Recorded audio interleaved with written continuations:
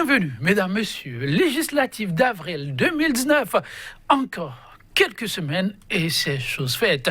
Premier rendez-vous électoral à l'ère du régime du nouveau départ. Il s'annonce sous tension avec les nouveaux textes de loi controversés en certains de leurs points qui encadrent la compétition, la nouvelle charte des partis politiques et le code électoral réformé. Deux grands tests. Le défi organisationnel se révèle désormais des plus complexes. À quelques jours de l'ouverture du dépôt des dossiers de candidature à la Sénat, des irrégularités auraient été relayées à plus de 60% au niveau des dossiers constitués pour l'obtention du quitus fiscal. Plus stressant et inquiétant en quoi des acteurs politiques, aucune formation politique en lice pour les prochaines joutes électorales ne serait éligible pour l'obtention du certificat de mise en conformité. Toutes sont invitées alors à revoir au plus tôt le copie si elles tiennent à être de la course. La nouvelle rendue officielle semaine écoulée par le ministre de l'Intérieur aura désassommé plus d'un. Depuis, les commentaires vont bon train, mais on fiers aussi des pieds et des mains pour se mettre au pas. Législative d'avril 2019 et adresse de Sakalafia aux formations politiques. Démarche d'alerte au signe d'un probable report du scrutin. Le débat, c'est tout de suite, mesdames, messieurs. Déjà, sur ce plateau, à ma gauche, Gildas Aïzanon, secrétaire général adjoint de l'UDBN, il en est le porte-parole, l'une des 6 formations politiques accompagnant le chef de l'État. Gildas Aïzanon, bonjour. Bonjour, cher ami Joël. Merci de répondre à notre invitation. C'est un plaisir. En face de lui, une autre figure de la classe politique béninoise, une autre figure qui fait la fierté de la jeunesse, vous le constatez, un plateau essentiellement jeune. C'est la nouvelle donne. Laurent Delors-Faton, c'est son nom. Il est le secrétaire national adjoint du parti FCBE. Il en est le chargé à l'économie numérique. Laurent Delors-Faton, bonjour. Bonjour, monsieur Joël Tondi. Merci de répondre aussi à notre invitation. C'est un plaisir. Le plaisir est partagé. Le 21 février prochain, soit dans quelques heures, pour ainsi dire, la Commission nationale autonome Sénat devra, conformément au calendrier électoral, ouvrir grandement ses portes pour le dépôt des dossiers de candidature.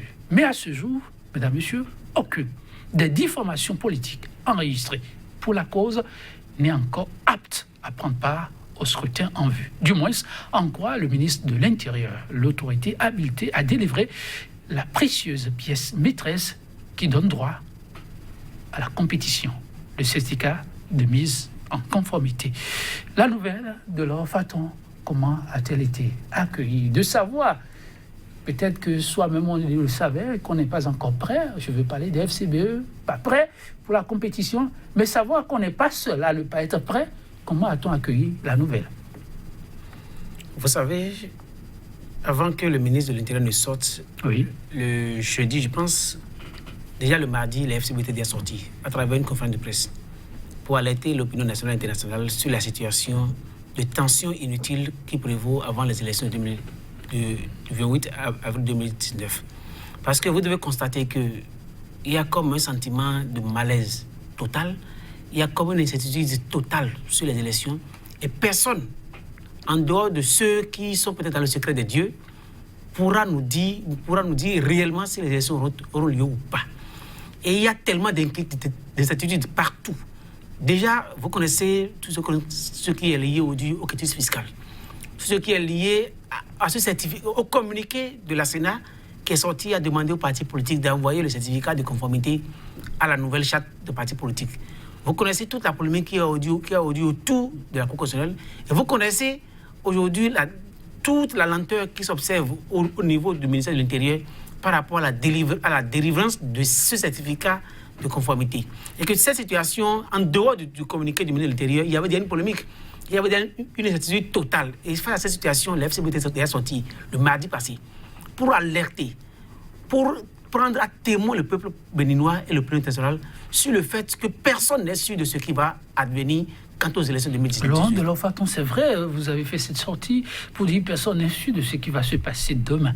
Mais il y avait un fait qui n'était pas au travers de cette sortie, j'allais dire, pas informé qu'aucune formation politique n'est véritablement prête à ce jour pour prendre part aux compétitions. C'était la nouveauté avec la sortie de ministre de l'Intérieur. Vous savez peut-être que vous n'êtes pas encore prêt, mais saviez-vous que les autres formations n'étaient pas prêtes? Est-ce là le problème? Il n'y a pas une question de savoir si les autres ne sont pas prêts ou pas. Chacun doit se battre pour son camp. Il est question que les FCB se battent pour leur camp. On n'a pas besoin de savoir si les autres sont prêts ou pas. Notre question à nous de savoir est-ce que les FCB sont prêts pour participer aux élections. Nous étions prêts. Parce que nous avons respecté les dispositions de la loi. Nous avons déposé les dossiers à temps et nous attendions seulement que le ministre de l'Intérieur nous donne ce certificat de conformité. Ce qui n'a pas été donné. Et comme ça tardait à venir, parce qu'on avait un délai de 2 mois, et ça tardait à venir, s'approcher, il aurait fallu quand même que très tôt on nous avertisse pour que nous puissions nous préparer.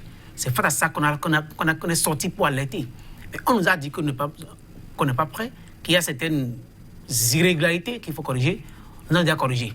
On a même corrigé avant que le ministre ne fasse sa déclaration. Nous avons corrigé déjà dans la journée, dans la matinée. Vous envoyez la balle dans le camp. Nous avons corrigé dans la matinée et c'est dans la soirée que le ministre est sorti pour faire la déclaration. Ça veut dire qu'à ce jour, nous sommes à jour par rapport à ce que nous reproche. Et nous sommes quittes. Nous savons qu'il n'y a pas de solution. Le ministre de l'Intérieur est contraint de nous donner notre certificat de conformité parce que ce qu'il a demandé de faire, nous les avons déjà fait. On attend juste la suite. S'il a fait sa déclaration, son point de presse dans la soirée, alors que dans la matinée, nous sommes le premier parti politique enregistré selon la nouvelle charte à avoir déposé ces corrections qu'il a demandées. S'il a fait la sortie, peut-être que ses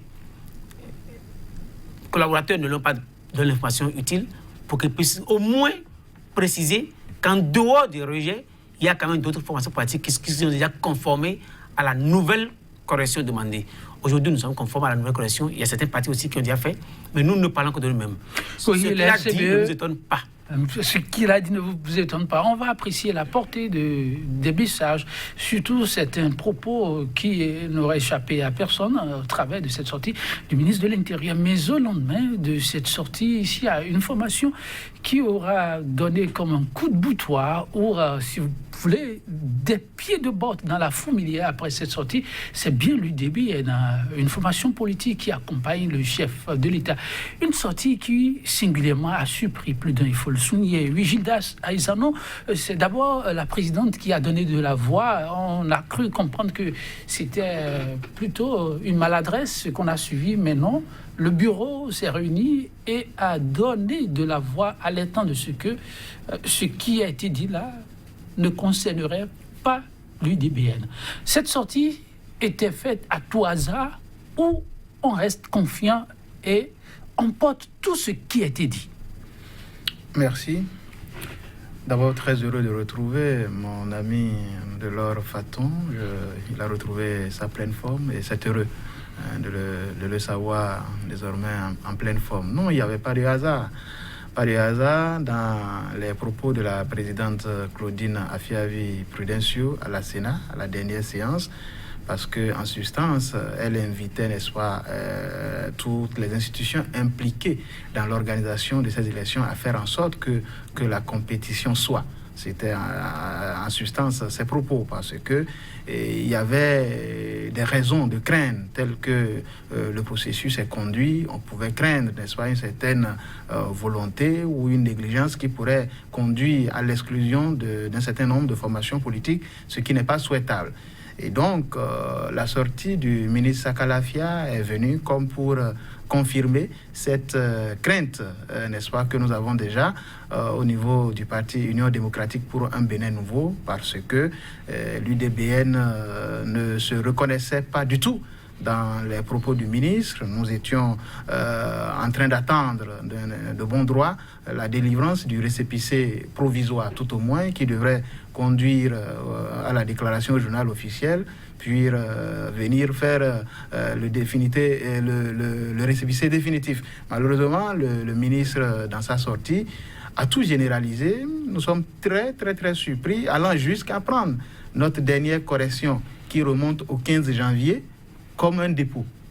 Ça, c'est quand même embarrassant et on ne peut pas choisir une correction, une simple correction, la toute dernière d'ailleurs, qui remonte au 15 janvier et qu'on prenne cela comme la date du dépôt des dossiers de l'UDBN. C'est vraiment pas très élégant de la part, n'est-ce pas, du ministre pour avoir procédé ainsi. Et Nous autres, on s'est donc senti l'obligation de vite monter au créneau pour alerter l'opinion publique, rétablir la vérité, montrer que l'UDBN a été la toute première formation politique à commencer cette procédure. Depuis le 31 octobre, le ministère a reçu les dossiers de l'UDBN avec exploit d'huissier, dont nous avons pris toutes les dispositions. Et ce n'est que le 7 janvier seulement que nous avons reçu une lettre de non-conformité du ministre de l'Intérieur, c'est-à-dire après le délai de 2 mois. Alors, malgré cela, nous avons tenu compte, n'est-ce pas, des observations du ministère. Une semaine plus tard, c'est-à-dire le 15 janvier, nous avons fini déjà d'apporter les corrections nécessaires. Alors, on pouvait espérer que après le 15 janvier, très rapidement, le ministère puisse nous délivrer le récépissé, mais il faut comprendre qu'il y a peut-être des raisons, d'autres raisons cachées qui ne permettaient pas à ce que le ministre soit favorable, n'est-ce pas, à la délivrance rapide de cette pièce-là. Nous voulons le dire de la façon la plus claire, rien à ce jour ne reste encore comme observation du côté de l'UDBN. Nous avons été prêts depuis plus d'un mois déjà. Le ministre lui-même pourra évidemment le témoigner. La preuve, c'est que si nous n'étions pas prêts, je ne sais pas quel culot l'UDBN pourrait avoir jusqu'à encore envoyer une interpellation par voie d'huissier au ministère encore pour lui demander pourquoi il n'a pas une interpellation. Nous avons, oui, une sommation par voie d'huissier. Encore pour réclamer. Les papiers existent. Les papiers existent. Voilà la dernière sommation interpellative envoyée au ministère de l'Intérieur le 5 février pour réclamer, n'est-ce pas, le récépissé. Donc, je crois que... Vous avez eu de suite? Justement, nous n'avons pas eu de suite. La seule suite qu'on a eue, c'est cette conférence de presse qui vient dire que personne n'est en règle. Alors comprenez notre déception, n'est-ce pas, et ça, on a été obligé donc de rétablir la vérité parce que ce qui a été dit là, ce n'est pas réel. Le ministre continue par considérer qu'une correction est un dépôt. Ce n'est pas acceptable. Mais ce qui a surpris, si on comprend, bien entendu, votre amertume, parce que vous auriez voulu que les choses soient dites telles qu'elles sont, mais est-ce qu'on ne peut pas considérer que ce qui a été fait, c'est tenant compte de la situation du grand nombre et donc fermer les yeux là-dessus? En peu de mots, est-ce utile vraiment de faire la sortie que vous avez eu à faire là? Ah non, c'était très utile de faire la sortie. C'était très très utile de faire la sortie. Écoutez, les élections doivent s'organiser dans un climat de sérénité. Mon ami tout à l'heure citait les éléments qui fondent les inquiétudes aujourd'hui au niveau de la classe politique. Lorsque vous n'avez pas la sérénité nécessaire en ce qui concerne la délivrance, par exemple, du quitus fiscal, et que vous interrogez jusqu'à la date d'aujourd'hui pour savoir si finalement vos candidats seront informés de ce qu'ils doivent pour vite se mettre en règle. Parce que il faut également avoir l'information très tôt pour s'organiser et aller payer au cas où vous devez. Mais si c'est finalement la veille, n'est-ce pas, du dépôt, de la clôture des dossiers, qu'on vous signifie ce que vous devez, comprenez de facto que si le montant est important, on a trouvé déjà une stratégie pour vous éliminer. Donc, quand vous alignez tout cela, quand vous alignez aussi le fait que désormais la Cour sort et dit que c'est un certificat de conformité, alors que cela n'existait dans aucune loi, quand finalement le ministre lui-même fait une sortie pour dire que aucune des formations politiques, en tout cas sur les 10, n'est pratiquement en mesure de remplir les règles. S'il faut véritablement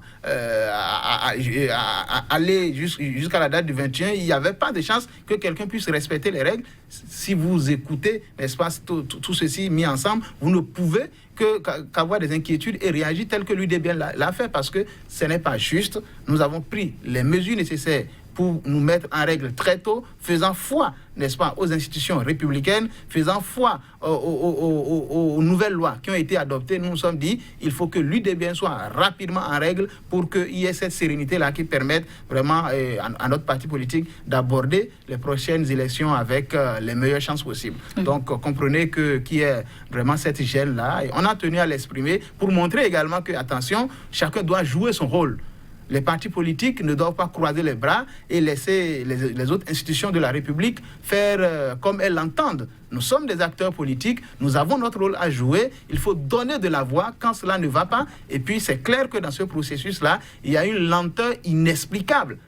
Une lenteur inexplicable à partir du moment où un des partis, tout au moins, l'UDBN, dépose son dossier le 31 octobre, comment on peut expliquer que le ministre lui-même dise que c'est le 2 janvier seulement qu'il a pris un arrêté pour installer le comité chargé de vérifier les dossiers? Ça pose un problème, soit plus de 2 mois après. Oui, avant de Lord Faton, c'est vrai, on a suivi le ministre qui a expliqué que ce n'est que le 2 qu'il a pris un arrêté pour mettre en place le comité. Mais on sait qu'avant d'en arriver là, il y a toujours des préalables. Est-ce qu'on doit, comme on l'a observé au niveau de bon nombre d'acteurs politiques, en vouloir au ministre pour tout ce temps mis? Pourquoi veut-on que nous allions à une élection aussi capitale dans la précipitation? Parce que tout porte à croire que personne n'est préparé pour réellement nous aider à avoir une élection paisible et transparente. Parce que ce que disait mon ami Gildas tout à l'heure, c'est l'un des points qui m'ont choqué quand j'ai lu le communiqué, quand j'ai lu le point de presse du ministre. Ah bon? Parce que l'UDBN a déposé son dossier en octobre. Ça doit être le 28 octobre normalement qu'ils ont déposé, le 31 octobre qu'ils ont déposé le dossier. Et c'est 2 mois plus tard qu'il installe un comité, alors qu'il sait pertinemment qu'aucun parti politique ne peut aller à ces élections s'il n'est pas conforme à la nouvelle charte. Ça veut dire que cette situation est une situation capitale pour le Bénin. C'est que c'est de l'avenir du Bénin qu'il est question. On ne peut pas négliger une élection, une structure aussi capitale dans le processus électoral et il fait 2 mois sans l'installer. Alors si le comité n'est pas installé, sur quelle base avait-on apprécié les dossiers de l'UDBN? Quelle est la structure qui a apprécié les dossiers de l'UDBN? Parce que l'UDBN avait déjà reçu une première notification avant. Ça veut dire que les dossiers ont été traités comme, je sais pas, à la légère, dans un premier temps, avant qu'on se rende compte qu'il faut y mettre du sérieux. Et le sérieux qu'on y a mis, là où ça me choque, comment comprenons-nous que c'est le 7 février qu'on donne notification à tous les autres tous les partis politiques qui ne sont pas conformes? Alors que nous savons bien que le FCD du ministre, l'ancien ministre Toleba, a déposé son dossier, ça devait être le 28 janvier. Ça veut dire que c'est une semaine plus tard que le dossier les dossiers ont été déposés. Une semaine plus tard, lui a eu sa notification. Mais les autres, quand on dépose le dossier, un mois et demi plus tard, plus tôt du moins, on n'a pas jugé leur envoyer la notification plus tôt. Parce que l'idée aurait voulu que quand on finit avec un dossier, on leur notifie pour qu'ils puissent avoir le temps nécessaire pour se corriger. Mais pourquoi a-t-on attendu jusqu'à la fin pour notifier à tout le monde ensemble qu'ils ne sont pas conformes? C'est-à-dire qu'il y a derrière une idée qui n'est pas claire, il y a quelque chose qui semble flou. Parce qu'il n'y a pas de dossier, ce n'est pas un appel à candidature où on dépose dossier les mêmes dates. Pour qu'on puisse dire, on va délivrer telle date. D'aucuns ont déposé en octobre, d'autres en novembre, d'autres en décembre, et on vient notifier à tout le monde le 7 février. Il y a quelque chose qui ne va pas. Parce que si on est dans un état normal, on devrait délivrer à chacun les cas de non-conformité au fur et à mesure que les dossiers sont évacués. Est-ce que l'acteur politique n'exagère pas quand il non, dit il n'y a aucune pas normal? On ne peut pas traiter le FCB que depuis le dossier en décembre au même titre que FCDB qui a déposé le dossier fin janvier. Ça veut dire qu'il y a quelque chose qui ne va pas et qu'on a voulu retarder tout le monde exprès pour que tout le monde soit emballé dans une même dynamique pour qu'on nous traite tous de la même manière. C'est faux. En tout cas, si on l'a fait, ça veut dire qu'il y a un plan machiavélique derrière. Et il faudra qu'on alerte. C'est pas pour rien c'est pour clarifier. C'est pas pour rien qu'à la semaine dernière, les FCB sont sortis. Parce qu'il ne faudrait pas que demain, on nous dise qu'on n'a pas veillé. Qu'on n'a pas veillé au gré et qu'on a dormi. Parce qu'on dit souvent que l'opposition dort. On ne dort pas. Chaque fois qu'il y a une situation, nous sortons et nous alertons. Cette fois-ci, cette émission est une émission d'alerte. Il faut qu'on alerte et qu'on avertisse le public national et international qu'au Bénin, il y a quelque chose qui ne va pas. Oui, il y a quelque chose qui ne va pas. Ça, c'est ce qu'on entend souvent de la bouche des acteurs de l'opposition. En tout cas, vous faites vos opinions par rapport à ce que chacun expose ici. Mais cette démarche, surtout cette vue d'esprit à dire que ça va très mal, que ça cache quelque chose, si c'est propre aux acteurs de l'opposition, on a entendu l'UDBN proche du pouvoir, soutenant l'action du gouvernement et qui l'a matérialisé à plus d'une fois. Ce n'est pas à lui dénier, dire que ça sent mauvais, ce qui se trame. Alors, Gildas Aïzanou, quand on est embarqué dans une aventure comme celle-là, et on est là pour accompagner le chef, et on s'en dit que ça sent que ça cache quelque chose, est-ce que ça fait bien? Pourquoi ne pas les souffler à l'oreille du ministre que, bon, monsieur le ministre, pour notre maison commune, il faut peut-être revoir les choses? Non. Je voudrais attirer votre attention sur un fait. Ce n'est pas la première fois que l'UDBN se démarque, malgré le fait que l'UDBN apporte son soutien à la réalisation d'un certain nombre d'actions du chef de l'État, mais nous gardons totalement notre liberté d'expression. Si ce n'était pas le cas, nous ne serions pas en mesure de dire que les blocs du chef de l'État, entre griffes, que vous connaissez les 2 blocs, nous ne trouvions pas nos comptes dans ces blocs en ce qui concerne la ligne idéologique. Oui, à César, ce qui est à César chez Téléspectateurs, c'est la première formation à dire ne pas être décidé à se fusionner dans les blocs. Et c'est par la suite qu'on verra les autres. Oui, ça veut dire que pour nous, être de la mouvance, pas à n'importe quel prix, pas en nous comportant comme des godillots qui avalent tout, qui acceptent tout. Non, nous ne concevons pas la politique de cette façon-là. Et donc, quand ça nous concerne nous-mêmes et que malgré qu'on a fait l'effort, par exemple, d'être en règle, on veut nous dire qu'on ne l'est pas et qu'on généralise, accepter que nous puissions sortir pour défendre quand même notre parti politique et défendre la démocratie. Parce que ce qui se passe là, si on ne donnait pas... la démocratie. Ben oui, c'est très important. L'UDBN a cessé d'être Union pour le développement du Bénin nouveau pour devenir Union démocratique pour un Bénin nouveau. Le mot démocratique qui est venu par la suite dans le sigle de l'UDBN, c'est pas venu par hasard. Ça veut dire qu'il y a un certain nombre d'élans sur lesquels nous devons faire attention pour que notre pays ne bascule pas. C'est de notre pays il s'agit. Qu'on soit de la mouvance ou de l'opposition, c'est du Bénin qu'il s'agit. Sérieux là? C'est du Bénin il s'agit. Parce que vous ne me direz pas aujourd'hui qu'avec tout ce qui se passe là, nous sommes dans le meilleur des mondes par rapport à la sérénité qu'on devait avoir pour aller à une élection. Pourquoi devait-on être stressé quand on est acteur politique à 3-4 jours encore du dépôt des dossiers? Pourquoi on devait être stressé? Pourquoi quelqu'un comme moi, par exemple, si j'avais des ambitions et qu'il se peut que je doive l'État, pourquoi jusqu'à l'heure là, je ne devais pas connaître le montant que je dois pour m'organiser, pour aller faire peut-être un prêt, éponger cette dette là rapidement et pouvoir produire la pièce qu'on demande, le quitus fiscal. Donc il n'y a pas la sérénité nécessaire. Le dire, ce n'est pas forcément être un opposant, c'est dire la vérité.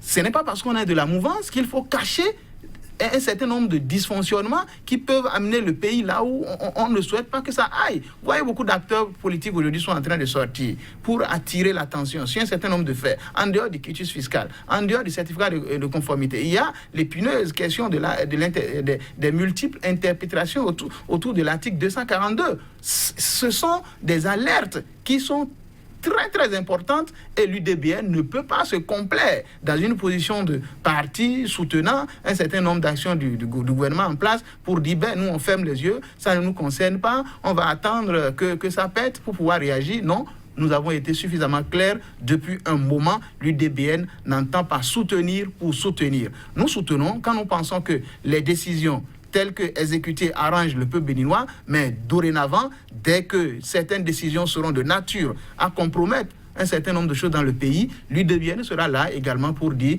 non, ça, ce n'est pas bon, il faut qu'on corrige parce que c'est de notre pays. Faton, on est là pour le peuple, disions-nous, et c'est une émission d'éclairage et peut-être aussi d'alerte, comme vous le dites, mais est-ce qu'aujourd'hui, les acteurs politiques font bien d'agiter le vivier combien sensible de démocratie béninoise qui serait en difficulté? Ça fait sérieux?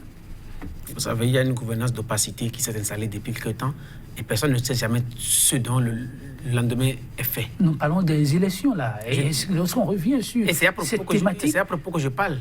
Personne ne sait réellement ce dont le lendemain est fait par rapport aux élections. Tout à l'heure, Chidas parlait par rapport au quitus fiscal.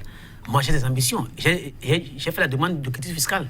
Mais ce jour, je n'ai reçu aucun message. Vous? Pour savoir ce que je dois faire par rapport au quitus fiscal ou pas. Je n'ai pas reçu de notification, je n'ai rien reçu. Je suis là. Chaque jour, je vais sur mon mail, je tape et je n'ai pas les messages. C'est pas drôle, ça. Mais tous les jours, je vais dans ma boîte.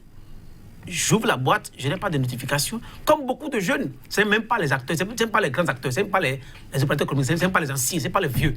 Les jeunes. Les jeunes qui sont étudiants, qui ne devraient normalement rien devoir à l'État, Je dis, ils ont demandé leur quitus fiscal depuis, ils ne l'ont pas. Ils vont tous les jours dans leur boîte électronique, ils n'ont rien. Et vous pensez que c'est sûr, ce n'est pas un problème d'argent, c'est un problème de dysfonctionnement. Il y a un mécanisme d'organisation qui est mis en place qui n'est pas efficace, qui n'arrive pas à faire le travail avec sérénité, qui fait que tout le monde a peur. Vous pouvez ne rien devoir et ne pas avoir votre message qui vous notifie si vous avez le quitus ou pas. Et on est plein de situations. Hier, pas plus tard qu'hier, un jeune qui a fini l'université l'année dernière m'a écrit pour dire comment est-ce qu'on fait pour avoir le quitus fiscal. Il a dit, tu as fait la demande, il a fait la demande depuis, mais il n'a pas de note, il n'a pas de message. Il dit, va dans ta boîte, il dit, il est allé déjà plusieurs fois, il n'a rien trouvé. Vous voyez, par rapport à cette situation de quitus fiscal, personne n'est sûr. On ne sait pas de quoi le lendemain est fait. On ne sait même pas qui sera candidat. Parce que vous savez, il y a un risque que personne ne perçoit par rapport aux élections réellement. Et c'est lequel? Le vrai risque, c'est quand les partis politiques n'auront pas le nombre requis pour positionner les gens par circonscription électorale. Parce qu'on ne sait pas qui sont ceux qui auront les quitus fiscaux. Et quand les gens ne les auront pas, nous avons besoin d'avoir 83 fois 2. 83 titulaires, 83 suppléants. Et il faut qu'ils soient positionnés par circonscription électorale. Aujourd'hui, par exemple, supposons que nous avons une circonscription électorale dans laquelle on a 5 députés, comme la 20e, je suis, on devait avoir 10 candidats par parti politique. Et que dans la circonscription, nous ayons 15 potentiels candidats qui ont déposé leurs quitus fiscaux. Et que, à la veille de la clôture, on nous dit qu'on a délivré seulement pour 8 personnes, mais pour 5 personnes. Nous n'avons plus aucun moyen de pouvoir lancer de nouveaux quitus fiscaux pour pouvoir aller payer les impôts et les gens vont aller s'inscrire. C'est-à-dire que le grand risque qui est pour tous les partis politiques, en tout cas les partis de l'opposition, parce que ceux de la mouvance, je ne sais pas sur quoi ils se basent, sur quoi ils s'appuient, l'UDBN y compris, nous, on ne sait pas réellement si on pourra nous permettre d'avoir tout le nombre qu'il faut, parce que ces gens-là, on ne sait pas quelle intention les anime réellement. Ils peuvent délibérément... Ne leur prêtez pas des intentions. Vous avez suivi le directeur général des impôts qui a rassuré, il est au service de la nation. Il a rassuré qui par rapport à quoi? Si j'ai fait ma demande depuis 2 semaines environ, que je n'ai pas reçu la notification à ce jour, et que tous les jours je vais, alors qu'il a depuis le vendredi passé, on devait l'avoir, et que tous les jours je vais, et que personne n'arrive à avoir réellement, il y a un certain nombre de personnes qui arrivent à avoir, la grande majorité ne l'a pas à ce jour. Et selon les indications, il serait à 30% de traitement des quitus fiscaux. Ça veut dire qu'on ne sait pas 30% à ce jour. Quand est-ce qu'ils vont finir, 50%, 100%, on ne sait pas. Il a parlé, mais les faits ne nous prouvent pas que ce qu'il a dit est réel. On attend. Et vous voyez, ce seul aspect peut nous amener à ne pas avoir le nombre de candidats par liste. Alors que l'élection législative et l'élection nationale, il faut que tous les partis politiques puissent déposer les 83 plus les 83 suppléants. Et quand au dernier moment on n'aura pas les 83, quel sera le sort de ces partis politiques? Personne n'y songe et c'est un grand danger qui nous guette et il faut qu'on y veille. C'est pour ça qu'on doit chaque jour crier. On doit faire tout. Ces émissions que vous avez organisées, il faut qu'on en organise plusieurs pour que demain, on ne nous dise pas que personne n'a parlé. Pas défaut. Alors, Aizonon, Gildas, comment ça se passe à votre niveau? Vous qui êtes censé, semble dire tout à l'heure, de Laurent de Lofato, être informé des choses, quitte à la dernière minute à pouvoir être prêt. Et ça se prépare comment pour que tout le monde soit prêt et qu'il n'y ait pas des gens pour dire il y a eu du 2 poids, 2 mesures? Non, je crois que si nous étions aussi informés que le dit mon ami Faton, on n'aurait pas donné de la voix pour dire que ce qui se passe là est inquiétant. Vous vivez la même chose? L'UDBN vit exactement la même situation.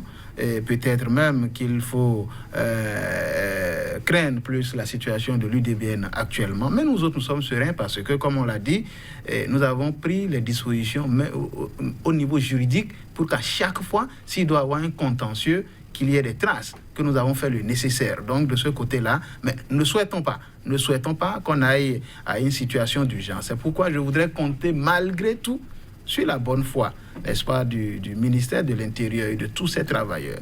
S'il faut veiller, qu'on commence vraiment par veiller pour que à 48 heures au moins du démarrage du dépôt des dossiers, que tous les acteurs politiques soient libérés et que ceux qui doivent payer quelque chose, on puisse leur notifier ce qu'ils doivent payer pour que les gens courent et se mettent en règle. Sinon, ce ne serait pas digne, ce n'est pas bon pour l'image de notre démocratie. J'insiste. Au niveau du quitus fiscal, la situation n'aura pas changé à votre niveau? La situation est pareille. C'est la même situation au niveau de tout le monde. Si vous voulez que je vous fasse une révélation, nous sommes déjà pratiquement prêts à l'UDBN en ce qui concerne les dossiers, mais c'est le quitus fiscal qui bloque tout le monde.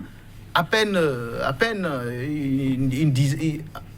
moins de 10 personnes ont pu déjà avoir des informations sur leur situation. Ça pose un problème. Vous savez, les candidats sont prêts, mais ils ne sont pas s'ils sont encore candidats, s'ils sont déjà candidats. Parce qu'on ne leur a pas encore notifié, n'est-ce pas, ce qu'ils doivent. Et on fait des tours. On n'a jamais autant consulté nos boîtes mail.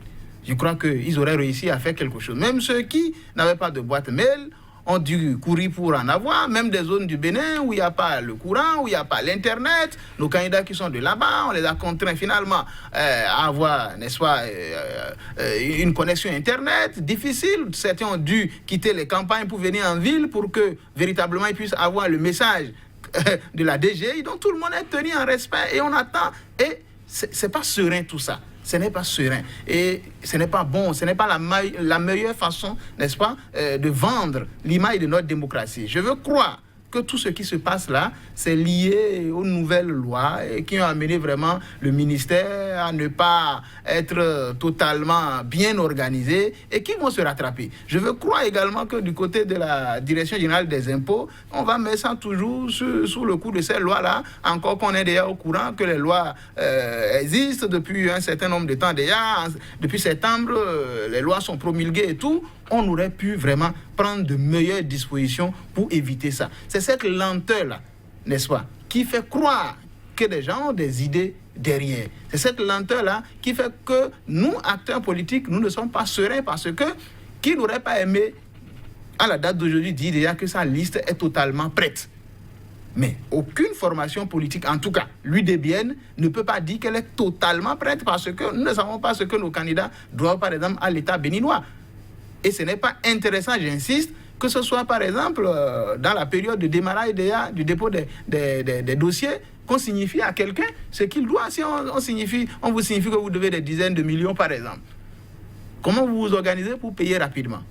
Devoir à l'État, c'est une chose, mais il faut pouvoir s'organiser encore pour payer rapidement. Mais si on vous signifiait par exemple le 26, finalement que vous recevez votre réponse pour dire vous devez tel montant, vous êtes prié de vous rapprocher de la direction des impôts, vous comprenez que votre candidature tombe de ce fait à l'eau. Ce ne serait pas vraiment faire preuve d'élégance en matière de compétition électorale. Donc il va falloir vraiment, nous demandons, nous supplions même, s'il le faut, toutes les institutions impliquées, que chacune de ces institutions joue rapidement son rôle et qu'au moins à 48 heures du démarrage du dépôt des dossiers, que tous les candidats qui ont sollicité le quitus fiscal puissent connaître leur situation et que chacun s'organise pour rapidement payer, ou alors que chacun évalue la situation, parce qu'il est possible également. Si vous savez très tôt que ce qu'on vous réclame, vous n'êtes peut-être pas en mesure de vous organiser pour le payer, le parti prendra ses dispositions pour procéder au remplacement nécessaire. Ce n'est pas ceux qui ont envie d'être candidats qui manquent, mais là c'est que tout le monde est tenu en respect.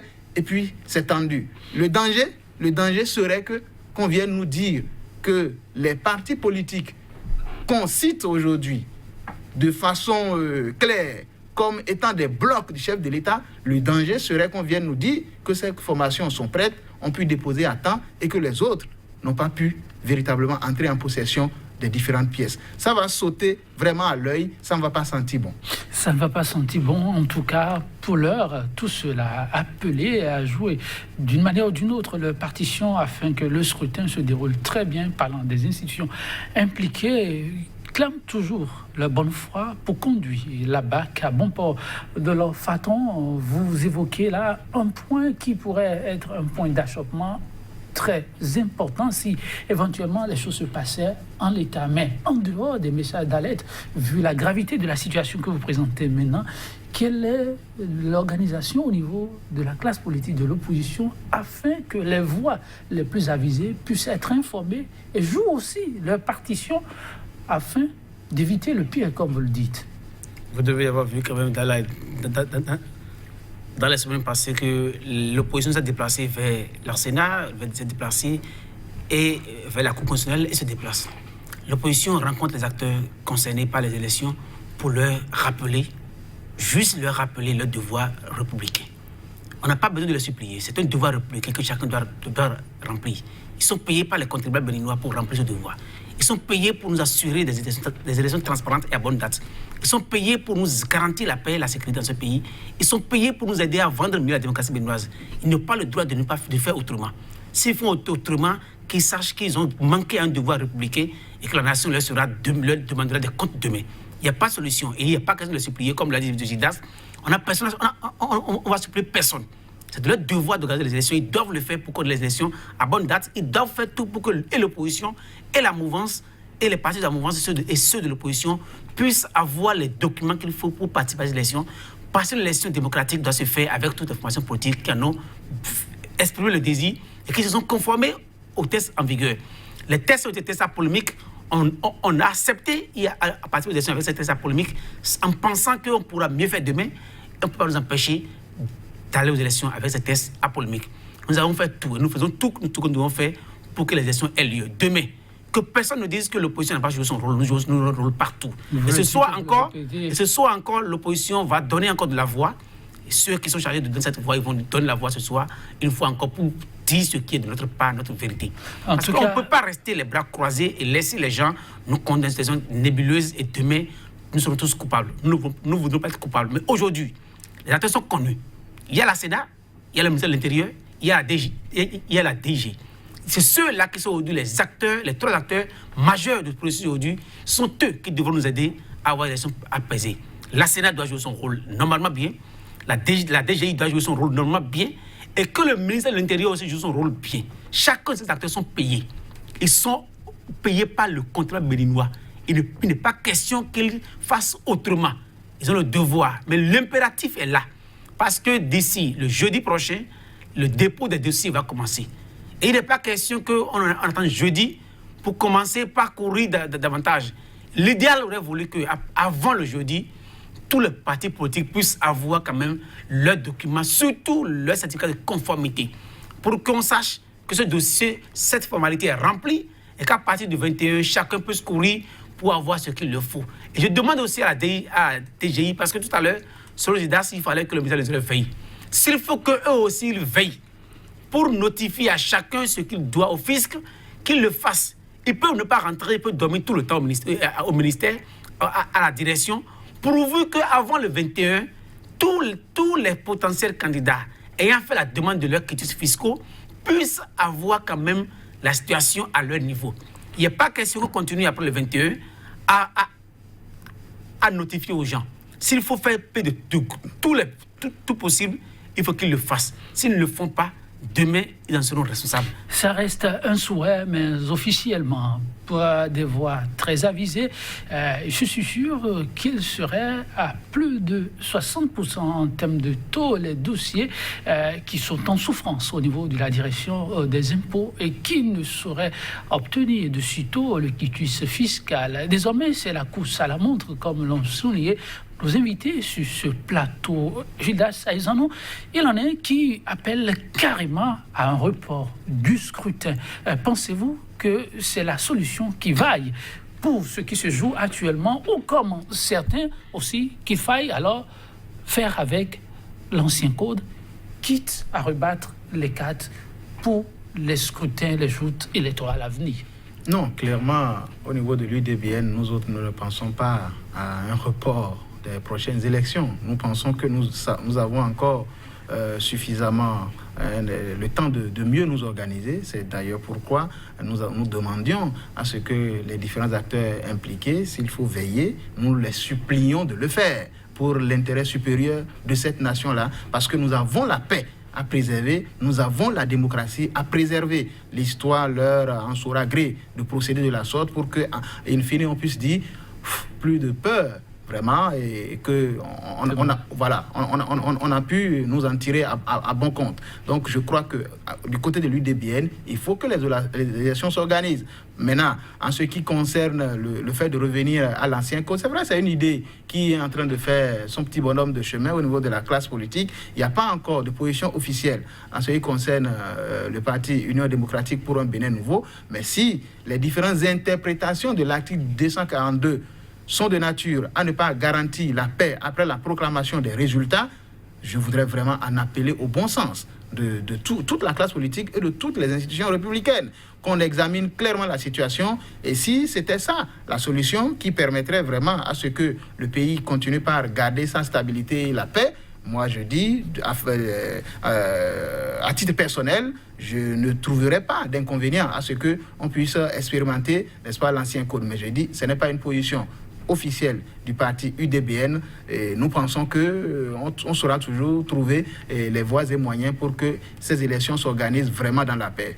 Parce que l'autre paire de manches, c'est qu'on organise les élections, mais une autre est vraiment de faire en sorte que les résultats des élections soient le moins contestés que possible et que les populations puissent se retrouver à travers les votes exprimés. Voilà. C'est le grand défi, oui, et l'article 242 se présente comme le goulot d'étranglement qui pourrait faire tout basculer.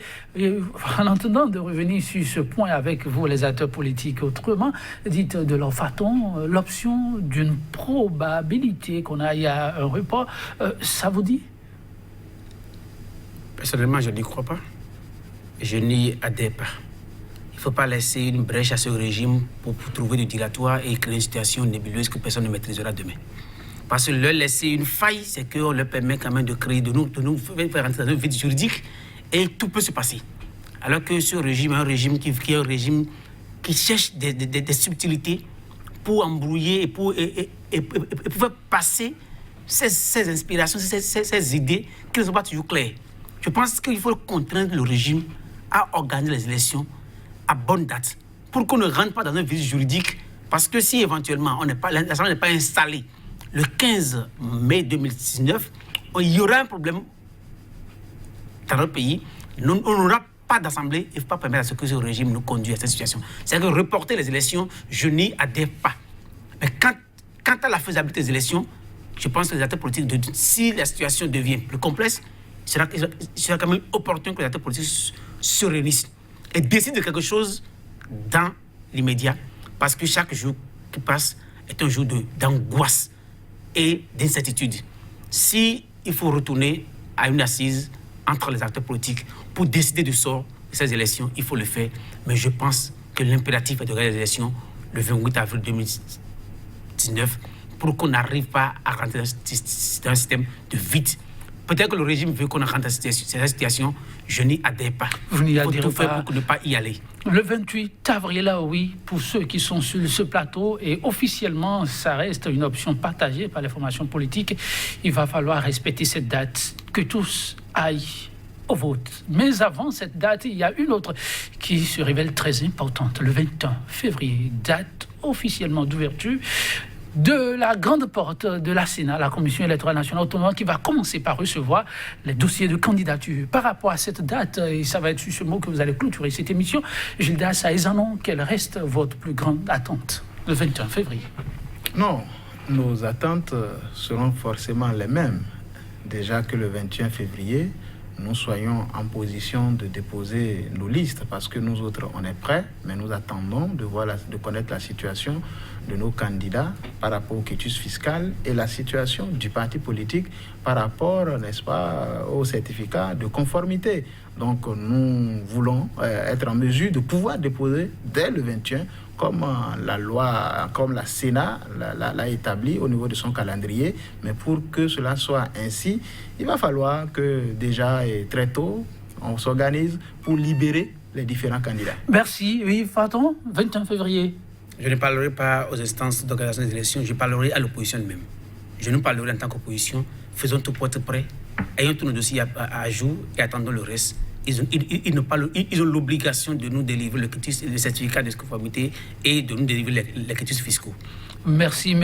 Vous êtes tous entendus par les voix les plus avisées, les institutions en charge de l'organisation du scrutin, les autorités différemment interpellées par rapport aux problèmes qui se posent actuellement, que ce soit la direction générale des impôts, le ministère de l'Intérieur. Chacun devra jouer sa partition afin qu'une fois encore, le Bénin en sorte grandi. Gilda Saïzanon, merci pour la disponibilité. Merci également à vous, Delors Faton. Chers téléspectateurs, un immense plaisir renouvelé de vous savoir toujours disponible 100% Bénin pour le numéro du jour. On s'en arrête là. D'autres plateaux sur les législatives, c'est bien sûr au programme. On va mettre un terme à l'émission du jour sur cette citation du 26e président américain Theodore Roosevelt. Je le cite: le meilleur manager est celui qui sait trouver les talents pour faire les choses et les faire bien, mais aussi et surtout celui qui sait aussi réfréner son envie de s'en mêler pendant qu'il voit se mandater travailler. Bonne suite de méditation chez vous. À très bientôt.